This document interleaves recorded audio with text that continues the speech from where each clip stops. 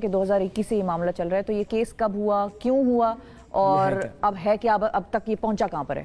دیکھیں، یہ basically issue یہ تھا کہ مختلف ممالک تھے، جنوبی افریقہ، ڈنمارک، انگلینڈ اور جاپان اور دیگر ممالک میں اردو میں اور ان ملکوں کی زبانوں میں یہ ترجمہ کر کے بھیجا جا رہا تھا قرآن پاک کا۔ اچھا، یہ ترجمہ جو تھا یہ غلط تھا۔ یہاں پر چھپتا تھا، پاکستان سے یہ ترجمہ چھپ رہا تھا، پاکستان سے یہ ترجمہ اپلوڈ ہو رہا تھا اور ان ممالک کے جو مسلمان تھے ان کو یہ ترجمہ دیا جا رہا تھا، اچھا، جو اس کو کریکٹ ترجمہ سمجھ کر پڑھ رہے تھے ٹھیک ہے، اور اس کو قرآن پاک سمجھ کر رہے تھے۔ اب مثال کے طور پہ آپ نے سکرین پہ یہ امیج جو لگایا، سورہ بقرہ کا پہلا چند آیات ہیں، وہاں پہ ایک فقرہ ہے، آیت کا حصہ ہے، وَبِالْآخِرَةِ ہم یوقنون، بالکل، ہم آخرت پر یقین رکھتے ہیں۔ ہاں، اب وہاں ترجمہ یہ ہوا ہے کہ آئندہ آنے والی موعود باتوں پر یقین رکھتے ہیں۔ یہ موعود باتیں کون سی ہیں؟ اب جب اس کی تحقیق کی گئی تو پتہ چلا یہ چناب نگر میں چھپ رہے ہیں۔ چناب نگر میں؟ چناب نگر ہے، چناب نگر میں، جی، ٹھیک، چنوٹ کے اندر بڑا مشہور جگہ ہے۔ بالکل بالکل، وہاں یہ 2013-14 سے، جی احمدیہ کمیونٹی سے ربوہ اس کا دوسرا نام ہے، وہاں پر یہ چھپ رہے تھے۔ وہاں 2013-14 سے یہ رپورٹس آ رہی تھیں، ہم نے درخواستیں دی، وزیر اعظم کو درخواستیں دی، ہیومن رائٹس سیل جو سپریم کورٹ کا ہے وہاں درخواستیں دی، ہر اس جگہ پر درخواستیں دی گئی جہاں پر کوئی اثر شنید ہو اور یہ جو چھپ رہے تھے اس کے بعد یہ باہر کی دنیا میں صرف باہر کی دنیا میں بھی جا رہے تھے، پاکستان میں بھی جا رہے تھے، ہر جگہ جا رہے تھے، یہ پوری دنیا میں پھیل رہے تھے یہ، اور ان کی جو طباعت تھی وہ بقیہ طباعت سے زیادہ سپیڈ سے تھی۔ اچھا، آخر میں سپریم کورٹ اور دیگر وزیر اعظم ہاؤس سے یہ آرڈر گئے، اس پہ ایک کمیٹی بنی، اوقاف کے منسٹر نے اس کو ہولڈ کیا، اس میں یہ چیزیں سامنے لائے، ہم نے وہ سارے نسخے ان کو دیے، لسٹیں دیں کہ یہ ویب سائٹس ہیں، یہ قرآن پاک کے نسخے ہیں، یہ کتب خانے ہیں جہاں سے یہ نکل رہی ہیں۔ ٹھیک ہے، وہاں پر انہوں نے ہماری بات کو تسلیم کیا اور انہوں نے اس پہ ایک کمیٹی بنا دی کہ یہ جا کے ان طباعت خانوں پہ جا کے خود وزٹ کریں گے۔ ٹھیک ہے، انہوں نے یہ چناب نگر کی انتظامیہ سے اجازت لی تو انہوں نے اجازت نہیں دی، یعنی قرآن بورڈ کو ایک علاقے کی انتظامیہ نے اجازت نہیں دی کہ آپ آ کر وزٹ کر سکتے ہیں، اور یہ حکومت کا ادارہ ہے، یہ حکومت کا ادارہ ہے، قرآن بورڈ صوبائی ادارہ ہے۔ ٹھیک ہے، صحیح ہے۔ اس کے بعد پھر ہمیں یہ ہوا کہ جب انکار ہو گیا تو ہم نے 2018 تک اس کو درخواستوں میں چلتے رہے، آخر میں ہم نے پٹیشنیں ڈالنی شروع کر دی عدالت میں۔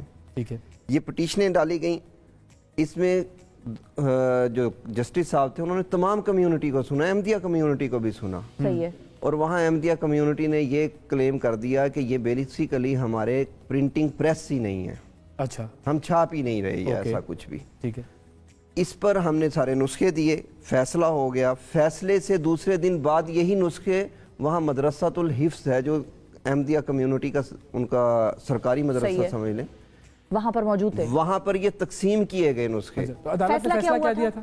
عدالت نے تو فیصلہ دیا یہ جہاں جہاں ہیں ختم کر دیں ان کو، روکیں، پرنٹنگ کو روکیں، نسخوں کو روکیں، ویب سائٹوں کو روکیں۔ ٹھیک ہے، چلیں اگر کوئی یہ نہیں مان رہا کہ یہ اس سے میرا تعلق ہے لیکن روکیں تو صحیح۔ ٹھیک ہے، صحیح۔ جب یہ معاملات ہوئے تو وہاں پہ نسخے تقسیم ہوئے، ہم نے پھر وہاں کی انتظامیہ کو بتایا گیا کہ یہ نسخے کل تقسیم ہوں گے یہاں پہ، انتظامیہ نے کہا کہ جی یہ نہیں ہوں گے، لیکن اس کے باوجود یہ نسخے تقسیم ہوئے۔ ہم نے درخواستیں دی کہ جی اب ایف آئی آر کاٹیں، اب تو جرم ہو گیا، اس کے باوجود کوئی ایف آئی آر درج نہیں ہوتی۔ اچھا، پھر ایک جے آئی ٹی بنتی ہے، اچھا، اس جے آئی ٹی میں ڈی پی او چنوٹ صاحب اس کو ہیڈ کرتے ہیں اور ہر ادارے کا جو ممبر ہے اس کا حصہ پارٹ ہوتا ہے، اس کے باوجود وہ رپورٹ یہ آتی ہے کہ ہم جھوٹے ہیں وہ سچے ہیں، آپ لوگ درخواست گزار، جی ہم درخواست گزار جھوٹے ہیں۔ یہ رپورٹ کس نے دی؟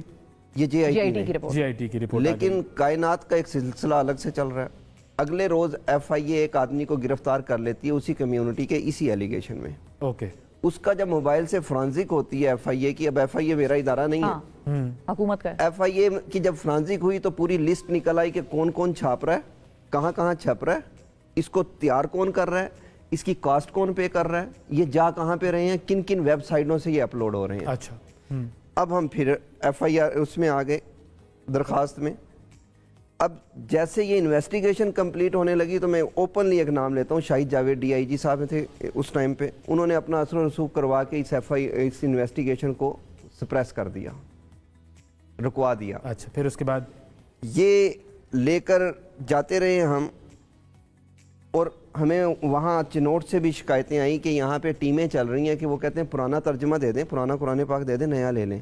अच्छा, लोगों के घरों में लोगों के घरों में जाके फ्री वो दे रहे थे। सही है। जब जाके चेक किया तो वो फ्री ये वाला था, गलत तर्जमे वाला, गलत आयात वाला। हमने दोबारा पिटीशन दायर की, लाहौर हाई कोर्ट ने उस पिटीशन पे ऑर्डर किया कि ये तमाम के तमाम हो रहे हैं काम, इनको तंबी की कुरान बोर्ड को भी हर उसको तंबी की गई और इस सारे मटेरियल को रोकने के ऑर्डर किए गए। इम्प्लीमेंटेशन आज तक नहीं हुई। 2 मरतबा वज़ीर आला पंजाब को बुला लिया गया, जो के हैं उस वक्त के बुज़दार साहब थे। सही है। उसके बाद अब दोबारा कंप्लाइंस के लिए प्रिंसिपल सेक्रेटरी हैं वज़ीर आज़म के तलब, प्रिंसिपल सेक्रेटरी हैं वज़ीर आला के तलब कि ये क्या चीज़ है। अब आपका देखें, कंप्लाइंस रिपोर्ट देनी थी इन्होंने, सारे नुस्खे जो हैं वो कब्जे में लेने हैं, सब कुछ वो कुरान प्रिंटिंग प्रेस को रोकना है, प्रिंटिंग प्रेस को तो अब रोकना ये है। करेगा कौन? इस ऑर्डर की इम्प्लीमेंटेशन कौन कराएगा? क्योंकि अदालत का हुक्म है तो वो तो कंटेम्प्ट ऑफ कोर्ट में हो जाएगा मामला। अगर ये आपने कंटेम्प्ट ऑफ कोर्ट लगी हुई हैं अब। जी। अब देखें, अमल हुकूमत ने करना है। हाँ, मेरा मुल्क के अंदर अमन भी हुकूमत ने कायम करना है। सही है। हर वो काम मैं करूँ इलीगल या कोई और करे, उसको गवर्नमेंट ने रोकना है।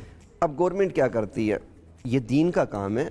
अगर जी। हम पहले लेवल पे जाते हैं तो दीन का नाम इस्तेमाल किया जाता है वोट लेने के लिए, जज्बात भड़काने के लिए, मेरा खून लेने के लिए, फ्री के खिदमतगार लेने के लिए। लेकिन काम क्या करते हैं यही सियासतदान जो बाहर आप और मैं समझते हैं क्या क्या नारे हैं इनके, क्या क्या स्लोगन हैं, और 2021 में कौन हुक्मरान थे वो भी सबको पता।